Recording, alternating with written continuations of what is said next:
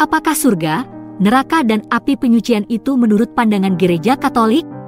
Dalam 3 audiensinya, Paus Yohanes Paulus II menjelaskan bahwa karakteristik utama dari surga, neraka, atau api penyucian adalah bahwa mereka tidak mengacu pada suatu tempat, melainkan pada keadaan makhluk spiritual, baik malaikat, setan, atau jiwa manusia. Istilah tempat, menurut Paus, kurang cocok untuk menggambarkan realitas yang sebenarnya, karena tempat terkait dengan keadaan duniawi di mana dunia dan kita berada. Dalam hal ini, ia menggunakan kategori filosofis yang digunakan gereja dalam teologinya, dan mengatakan apa yang dikatakan oleh Santo Thomas Aquinas sebelumnya. Makhluk-makhluk rohani tidak berada di suatu tempat seperti yang kita kenal atau ketahui. Seperti halnya kita tidak dapat mengatakan bahwa tubuh manusia ada di sini atau di sana, tetapi keberadaan mereka sesuai dengan suatu kodrat rohani yang tidak dapat sepenuhnya diungkapkan kepada kita. Surga adalah persekutuan penuh dengan Allah. Surga sebagai persekutuan penuh dengan Allah adalah tema katekese Bapa Suci pada audiensi umum tanggal 21 Juli 1999. Surga bukanlah sebuah tempat abstrak atau tempat fisik di awan-awan, tetapi sebuah relasi pribadi yang hidup dengan Allah Tritunggal Maha Kudus. Surga adalah perjumpaan kita dengan Bapa yang terjadi di dalam Kristus yang telah bangkit melalui persekutuan Roh Kudus, kata Paus.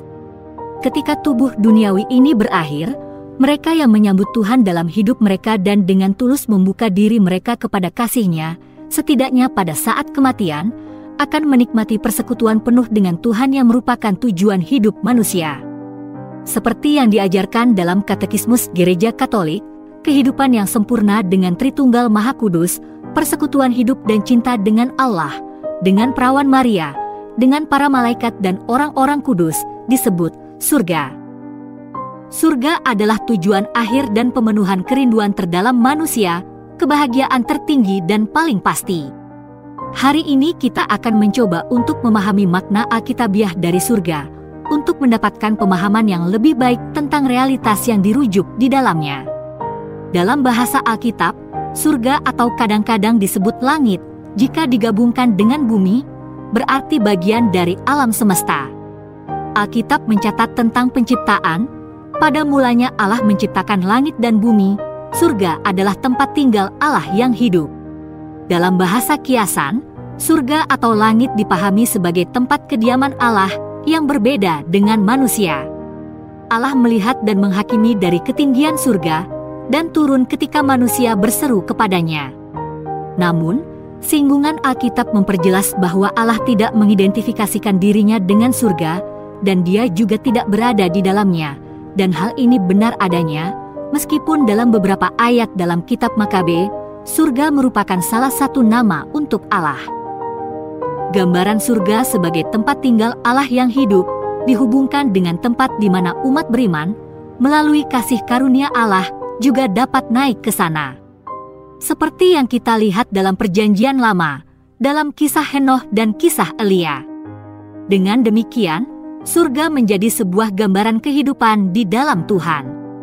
Mengenai hal ini, Yesus berbicara tentang upah di surga dan mendorong kita untuk mengumpulkan harta di surga. Perjanjian Baru menekankan gagasan surga dalam kaitannya dengan misteri Kristus.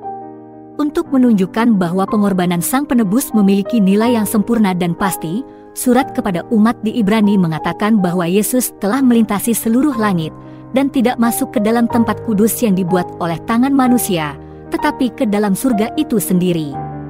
Dan karena orang-orang percaya dikasihi oleh Bapa, mereka diangkat bersama Kristus, serta dijadikan warga negara surgawi.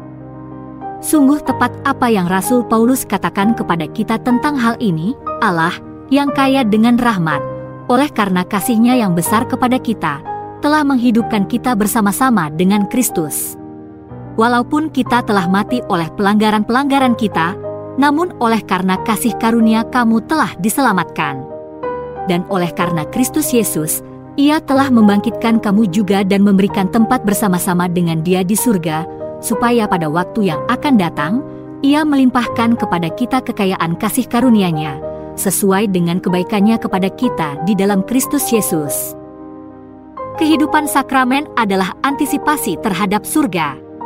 Dalam konteks kitab Wahyu, kita tahu bahwa surga atau kebahagiaan yang akan menjadi milik kita bukanlah sebuah tempat yang abstrak atau secara fisik berada di awan-awan, melainkan sebuah relasi pribadi yang hidup dengan Allah Tritunggal Maha Kudus. Surga adalah perjumpaan kita dengan Bapa yang terjadi di dalam Kristus yang telah bangkit melalui persekutuan Roh Kudus. Katekismus Gereja Katolik meringkas ajaran gereja tentang kebenaran ini. Dengan kematian dan kebangkitannya, Yesus Kristus telah membukakan surga bagi kita.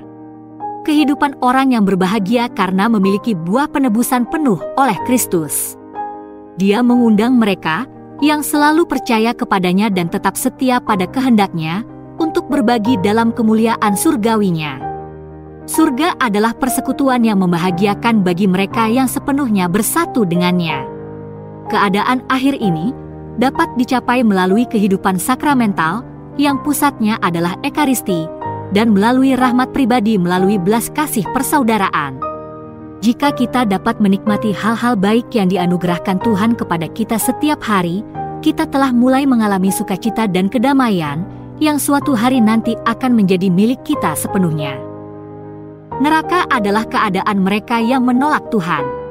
Setelah kita membahas tentang surga, pertanyaan selanjutnya adalah, apakah neraka itu? Dalam audiensi umum pada hari Rabu, 28 Juli 1999, Bapa Suci merefleksikan neraka sebagai penolakan definitif terhadap Allah. Dalam katekese, Paus mengatakan bahwa kita harus berhati-hati dalam menafsirkan dengan benar deskripsi neraka dalam kitab suci. Lebih lanjut, ia menjelaskan bahwa neraka adalah konsekuensi akhir dari dosa. Alih-alih sebuah tempat, neraka merupakan keadaan mereka yang secara bebas dan pasti memisahkan diri dari Allah, sumber dari semua kehidupan dan kebahagiaan. Allah adalah Bapa yang maha baik dengan belas kasih yang tidak terbatas. Tetapi manusia, yang dipanggil untuk merespon kasihnya dengan bebas, sayangnya dapat memilih untuk menolak kasih dan pengampunannya untuk selamanya. Dengan demikian, mereka memisahkan diri selamanya dari persekutuan yang membahagiakan dengan Allah. Situasi tragis inilah yang dijelaskan oleh ajaran Katolik ketika gereja berbicara tentang siksaan kekal atau neraka. Dalam pengertian teologis, neraka bukanlah hukuman yang ditentukan secara sepihak oleh Tuhan, melainkan konsekuensi dari penolakan yang dilakukan manusia selama hidupnya yang berbalik melawan dirinya. Neraka adalah keadaan orang-orang yang secara definitif menolak belas kasihan Bapa, bahkan pada akhir hidup mereka. Neraka adalah sebuah keadaan siksaan kekal. Untuk menggambarkan realitas ini, kitab suci menggunakan bahasa-bahasa simbolis. Dalam Perjanjian Lama, kondisi orang-orang yang telah meninggal dikumpulkan di Sheol, sebuah wilayah kegelapan. Sebuah jurang gelap di mana tidak ada seorang pun yang dapat naik, tempat di mana tidak mungkin memuliakan dan memperoleh kemuliaan Tuhan. Namun, Perjanjian Baru memberikan cahaya baru pada kondisi orang mati, dengan menyatakan bahwa Kristus melalui kebangkitannya telah menaklukkan maut dan memperluas kuasanya ke kerajaan maut. Namun, penebusan tetaplah sebuah tawaran keselamatan bagi pilihan bebas manusia untuk menerima atau menolaknya. Itulah sebabnya, mereka semua akan dihakimi menurut perbuatan mereka.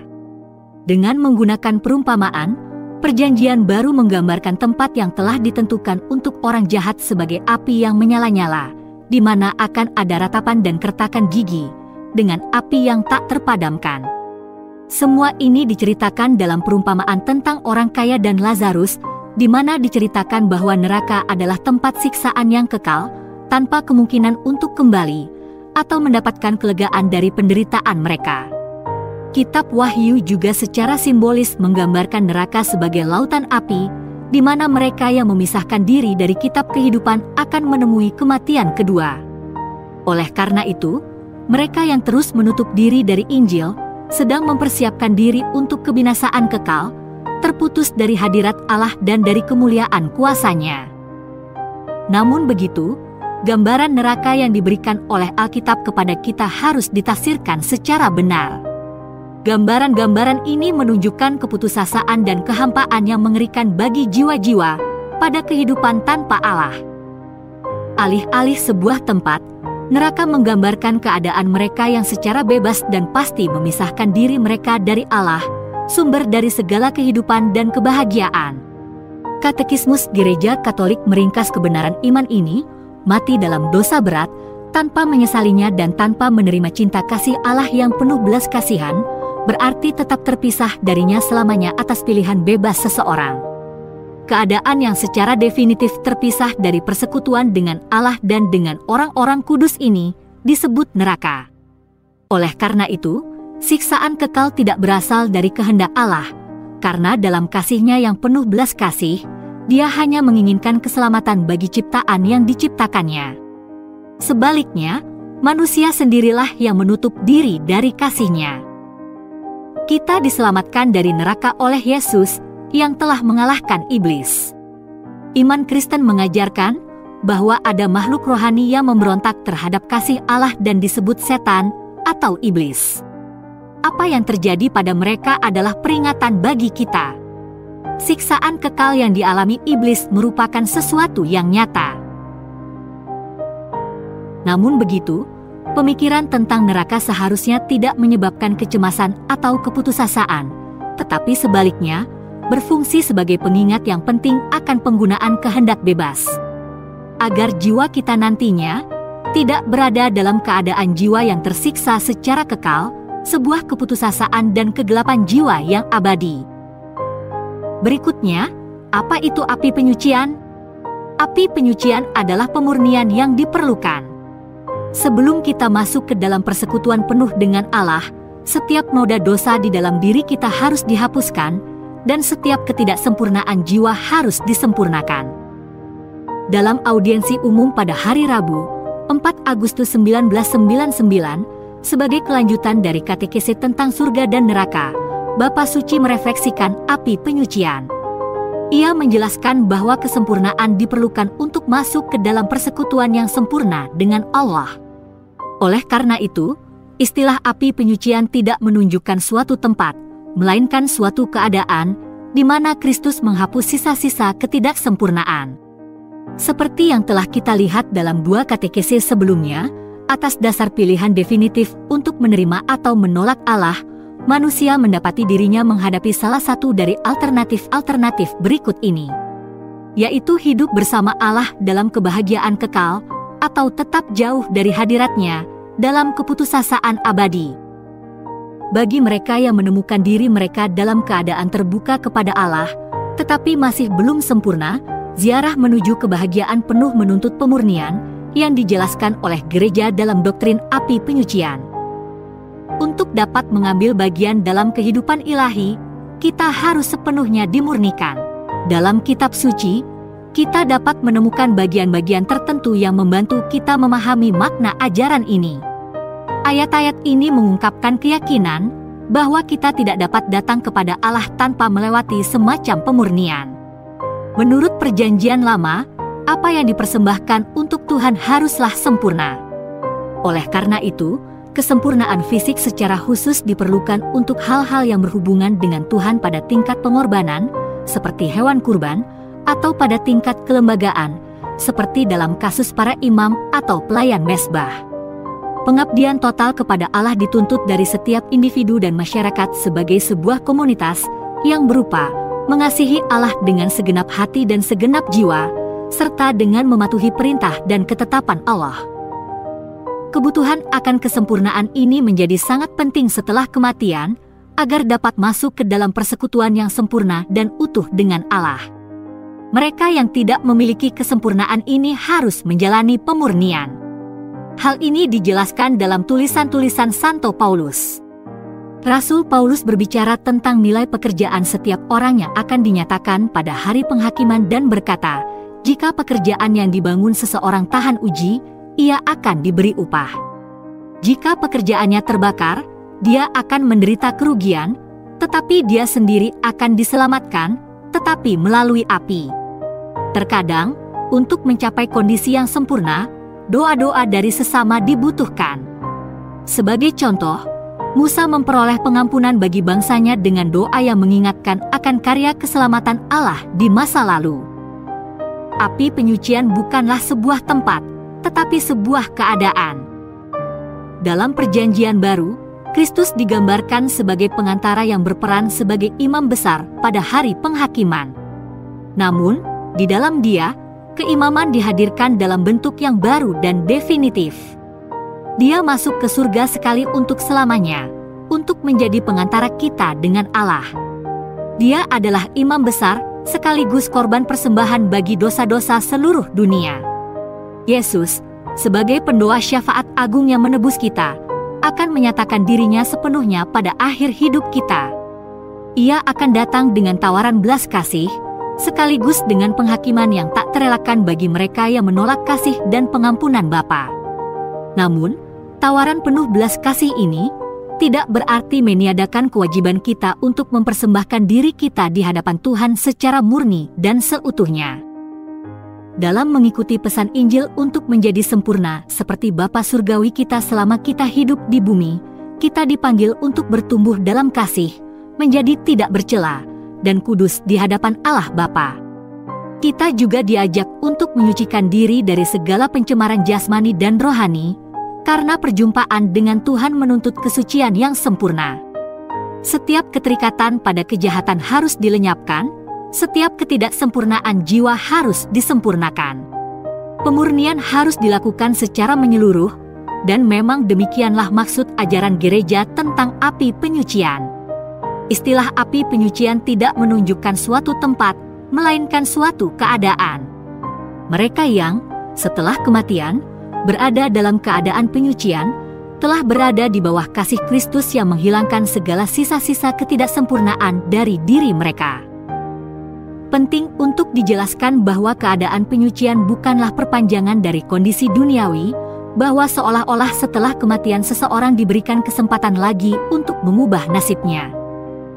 Ajaran gereja dalam hal ini tegas, tetapi karena kita tidak mengetahui hari dan jamnya, maka atas anjuran Tuhan, kita wajib senantiasa berjaga-jaga, agar setelah mengakhiri perjalanan hidup kita di bumi, yang hanya satu kali saja, kita dapat masuk bersamanya ke dalam perjamuan abadi di surga, dan layak termasuk di antara orang-orang yang diberkati.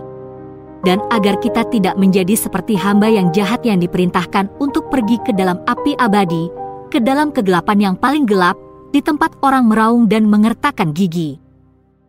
Satu aspek penting yang selalu ditunjukkan oleh tradisi gereja, yaitu dimensi komunio. Bahwa mereka yang berada dalam keadaan penyucian, dipersatukan dengan orang-orang kudus yang telah menikmati kepenuhan hidup kekal, dan dengan kita di bumi yang sedang dalam perjalanan menuju rumah Bapa. Sama seperti dalam kehidupan di bumi, ketika umat beriman dipersatukan dalam satu tubuh mistik, demikian pula setelah kematian, mereka yang berada dalam kondisi penyucian menikmati solidaritas gerejawi yang sama, yang bekerja melalui doa, pemulihan, dan cinta terhadap sesama. Pemurnian terletak pada ikatan mendasar yang tercipta antara mereka yang hidup di dunia ini, dan mereka yang menikmati kebahagiaan abadi. Kesimpulannya, baik surga, neraka, maupun api penyucian bukanlah merujuk pada sebuah tempat, melainkan keadaan jiwa. Surga adalah keadaan jiwa dalam kebahagiaan sempurna dan abadi bersama Allah, sang sumber kebahagiaan. Sebaliknya, neraka adalah sebuah keputusasaan abadi dari jiwa-jiwa yang tersiksa karena menolak belas kasih Allah dan terpisah selamanya dari Allah. Sedangkan api penyucian adalah keadaan jiwa yang sedang menjalani proses pemurnian agar menjadi sempurna dan dapat bersatu kembali dengan Allah dalam kebahagiaan surga. Terima kasih telah menyaksikan video ini. Semoga bermanfaat. Tuhan memberkati.